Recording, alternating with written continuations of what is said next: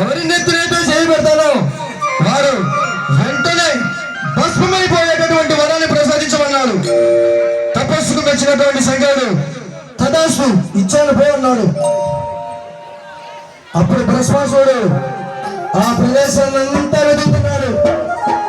ఎవరైనా కనబడతారేమో వారి నెత్తి మీద చేయబెట్టి చూద్దాం అసలు వచ్చింది శంకరుడా కాదా, లేకపోతే నా యొక్క తపస్సు భంగం చేయడానికి ఎవరైనా వచ్చారేమో అని చెప్పి ఆ ప్రదేశం మొత్తం వెతుకుతున్నాడు.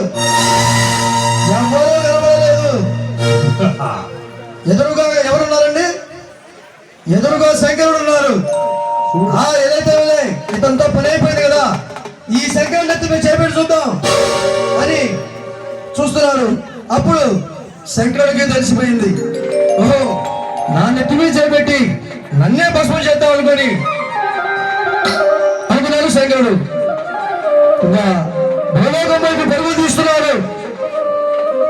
అప్పుడు అంటున్నాడు భస్మాసురుడు, వరవించి మారిపోతామయ్యా శంకర, ఆగు.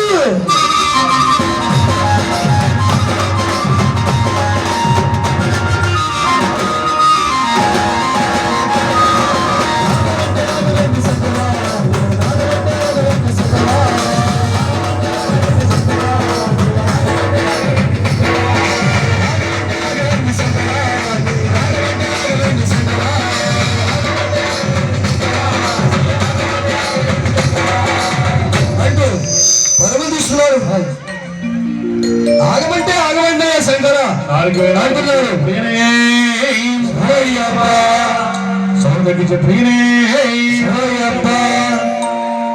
ఆగమంటే ఆగమైందా శంకర అంటున్నాడు భస్మాసుడు. అప్పుడు అంటున్నాడు శంకరుడు భస్మాసుడితో పరుగులు తీస్తూ,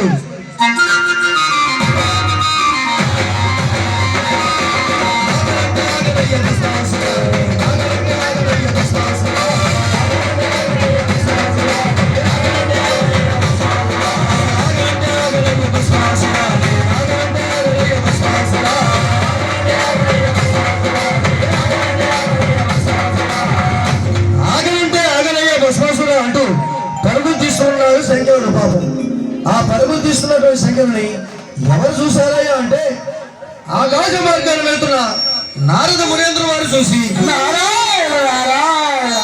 అరే కైలాసాన్ని వెళ్ళే శంకరుడికి ఎంత కష్టం వచ్చిందో ఏమో, ఈ భూలోకం వైపు పరుగులు తీస్తూ వస్తున్నాడు అని చెప్పి క్షణాల్లో ప్రత్యక్షమయ్యాడు నారద మునేంద్ర వారు. అప్పుడు అంటున్నాడు నారద మునేంద్ర వారు శంకరుడితో, ఏమి కష్టం వచ్చింది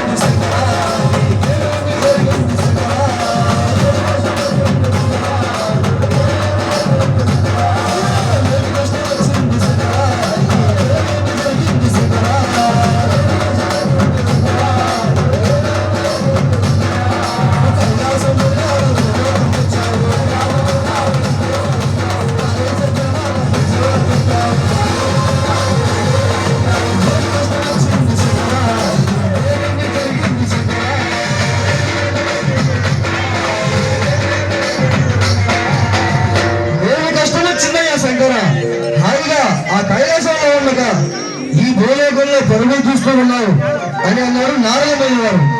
అప్పుడు అంటున్నారు శంకరుడు నారద మునీంద్ర వారితో, ఆపదలో ఉన్నాను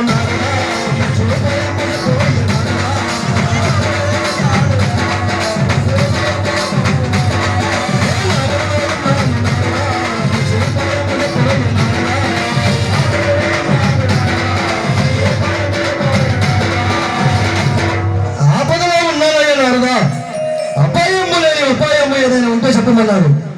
అప్పుడు అంటున్నారు నారద మునేంద్ర గారు, స్వామి నీకు చెప్పేదంతగా వాడినైతే నేను కాను, కానీ అడిగా వెనుక చెబుతున్నాను విను అంటూ ఈ విధంగా చెబుతున్నాడు నారద మునేంద్ర గారు. అపాయము లేని వాడు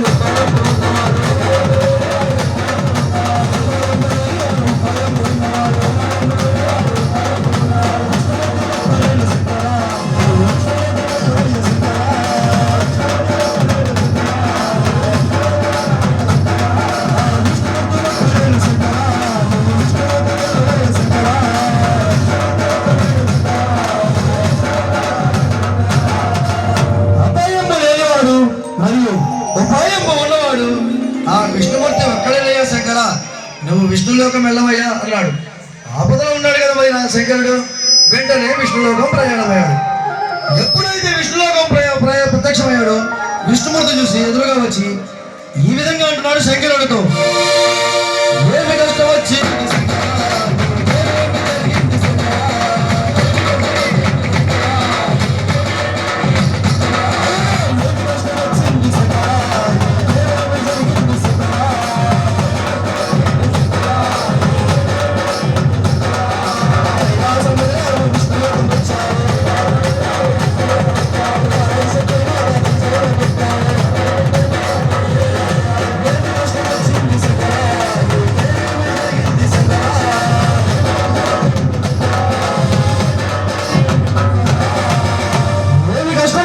శంకర, ఆ కైలాసవాదిని ఇలా ఈ విష్ణులోకి వచ్చావన్నాడు. జరిగిన ఉదంతం మొత్తం విష్ణుమూర్తిగా చెప్పుకున్నాడు శంకరుడు. ఓహో, అలా జరిగిందా అని చెప్పి క్షణాల్లో మోహినిగా మారిపోయాడు విష్ణుమూర్తి. అంటే ఒక స్త్రీగా మారిపోయాడు. పరుగు తీసుకు వస్తున్నాడు భస్మాసురుడు. ఎక్కడ శంకరుడు వరమిచ్చి పారిపోయిటే వచ్చాడు అంటూ పరుగు తీసుకు వస్తున్నాడు. ఎదుట మోహిని రూపంలో ఉన్న విష్ణుమూర్తి ప్రత్యక్షమయ్యాడు భస్మాసురుడికి. మోహిని రూపం చూసేటువంటి భస్మాసురుడు, ఓహో సుందరి, అందంగా ఉన్నావే, నన్ను పరిణయం మాడతావా అన్నాడు. అప్పుడు అంటున్నాడు మోహిని రూపంలో ఉన్నటువంటి విష్ణుమూర్తి, నీకు నేను పరిణయం ఆడాలంటే నన్ను నీవు నాట్యంలో ఓడించాలి అని అన్నాడు. అది విన్న భస్మాసురుడు, సుందరి, భోళాశంకరుడు మెప్పించి వరం పొందిన వాడు నిన్ను నాట్యంలో ఓడించిన ఒక లెక్క అంటూ సుందర నటరాజా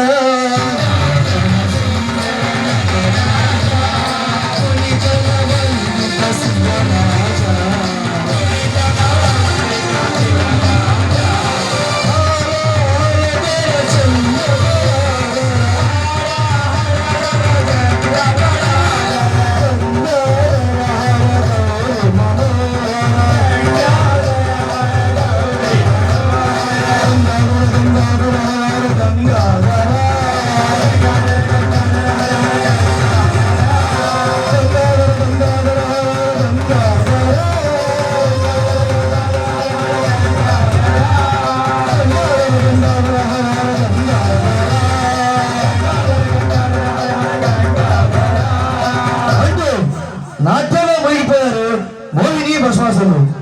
మోహిని రూపంలో ఉన్నటువంటి విష్ణుమూర్తి శిరస్సుపై చేయబెట్టుకొని నాట్యం చేస్తూ ఉన్నాడు. ఓహో, నాట్యంలో ఇది ఒక కొత్త భంగిమ అనుకున్న భస్మాసురుడు శివుడు ఇచ్చిన వరం సంగతి మర్చిపోయి తాను కూడా శిరస్సుపై చేయబెట్టుకున్నాడు. ఎప్పుడైతే శిరస్సుపై చేయబెట్టుకున్నాడో భస్మాసురుడు వెంటనే భస్మైపోయాడు.